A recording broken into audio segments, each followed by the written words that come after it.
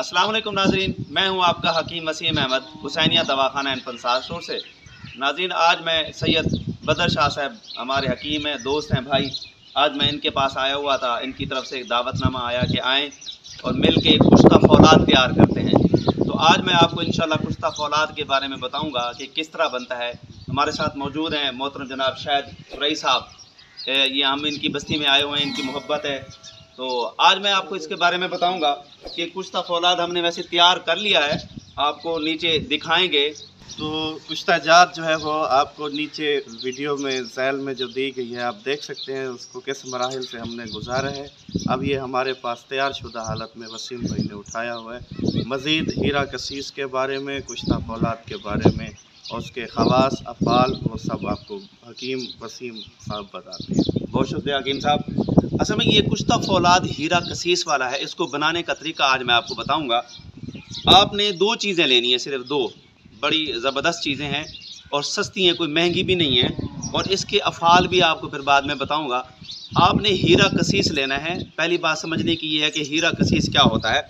हीरा cassis लोहे की तारों को गंधक के तेज़ाब में इनको पिघलाया जाता है, तो उसके बाद एक खूबसूरत सी कलमें बनती हैं जो सब्ज़ी माइल होती हैं और उसमें थोड़ा सा ऐसा जर्दी माइल भी नज़र आती हैं।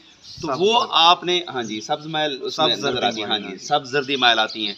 तो वो आपने अगर लेना है 100 ग्राम, तो उसी तरह आपने सोडा बाइकार्ब भी 100 ग्राम लेना है।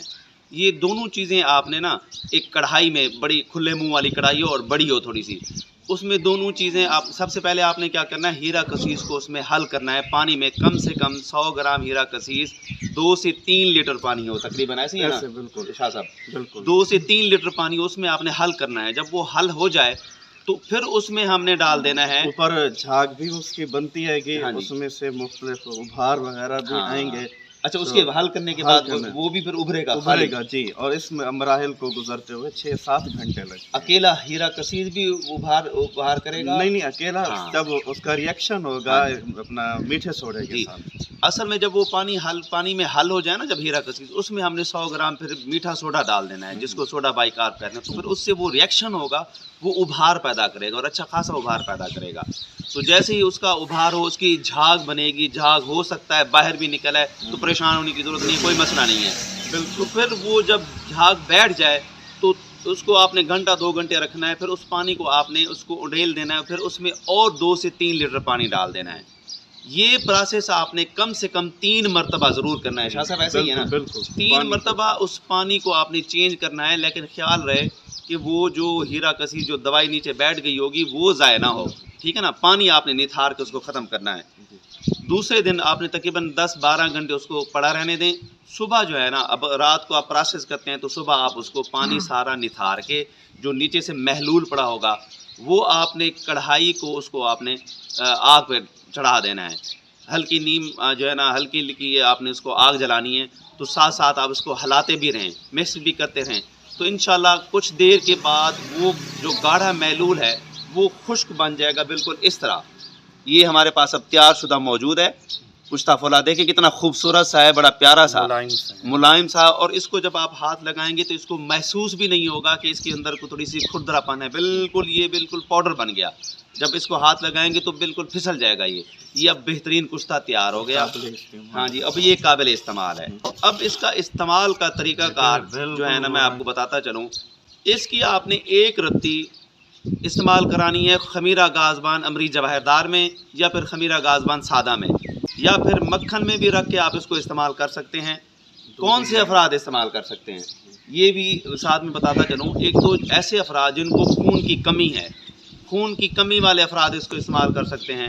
जिस्मानी कमज़ोरी वाले अफराद, जिनको थकावट रहती है, सुस्ती रहती है, वो इसको इस्तेमाल करें। और ऐसे अफराद जिनका मैदा ठीक नहीं रहता, मैदा कमज़ोर है, हाजमा सही नहीं रहता, उस मैदे की वजह से उनका वज़न भी कम होना शुरू हो जाता है, कमज़ोर हो जाते हैं। तो जब वो इसको इस्तेमाल करेंगे उनका मैदा भी बहुत अच्छा हो जाएगा और साथ साथ ही है तो फिर उसके वज़न में भी इजाफा होगा। देखें ना, अब इसमें एक तो जिस्मानी ताकत, वज़न में इजाफा, मैदे की कमज़ोरी का ख़ात्मा हो जाएगा। और अगली बात, ताकत के लिए ऐसे अफराद जो कमज़ोर हैं और कमज़ोरी का शिकार हैं, शादीशुदा अफराद, तो ये चीज़ उनके लिए भी बेपनाह फ़ायदेमंद है। ابھی شاہد صاحب مجھ سے پوچھ رہے تھے کہ یہ کس فائدے کے لیے ہے، تو میں نے کہا آپ اس کو اگر استعمال کریں گے تو انشاءاللہ ہمیں پھر ایک دو اور ہمارے بھتیجے بھتیجیاں دیکھنے کو ملیں گی وہ پھر ہنسنے لگے، جس طرح آپ بھی ہنس رہے ہیں. تو یہ ہے اس کے افعال. مزید خواتین کے لیے بھی یہ کشتہ جو ہے وہ بہتر ہے، خصوصاً خواتین کے جو امراض ہیں، نسوانی امراض کے لیے جیسے لیکوریا ہے، یا خواتین کو دوران حمل اگر جو ہے خون کی کمی ہو جاتی ہے اس دوران یہ اس میں فائدہ مند ہے، اس میں بھی یہ فائدہ مند ہے. اس کے علاوہ گردوں کو بھی فائدہ دیتا ہے، مثانے کو بھی تقویت دیتا ہے، بالکل. اور جگر اور معدے کو ٹھنڈک بھی مہیا کرتا ہے. بہت شکریہ حکیم صاحب، بہت شکریہ. اللہ آپ کو جزائے خیر دے. مزید معلومات کے لیے آپ رابطہ کر سکتے ہیں حسینیہ دواخانہ ان 50 اسٹور، مین بازار ڈمبر والا شمالی. میں ہوں آپ کا حکیم وسیم احمد. اللہ حافظ.